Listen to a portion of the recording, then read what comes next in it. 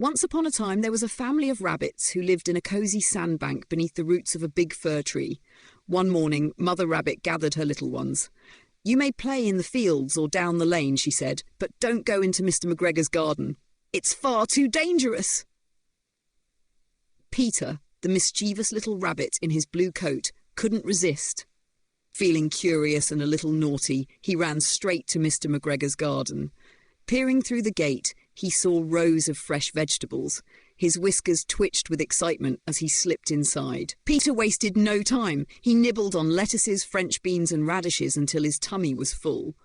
What a feast, he thought. But just as he waddled toward the parsley bed, a shadow loomed over him. Peter froze, his heart pounding. It was Mr. McGregor, and he was furious.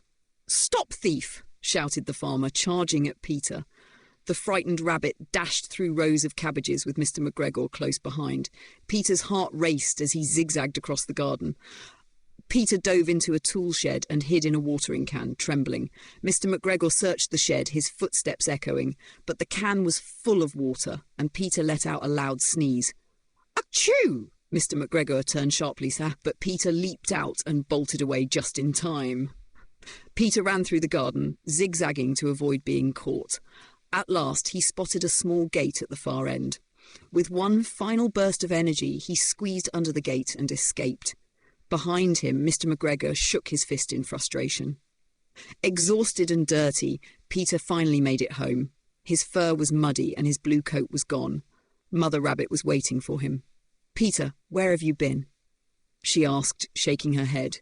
Peter was too tired to answer and just slumped into the burrow. Mother Rabbit tucked Peter into bed with a cup of chamomile tea. While Peter rested, Flopsy, Mopsy and Cottontail came home with baskets of blackberries. They enjoyed bread, milk and berries for supper, chatting about their peaceful day in the fields. Outside, the stars twinkled in the sky, and the big fir tree stood tall and quiet. All was peaceful as the rabbit family settled in for the night, and so Peter's adventurous day came to an end, with a lesson he would always remember. It's best to listen to your mother.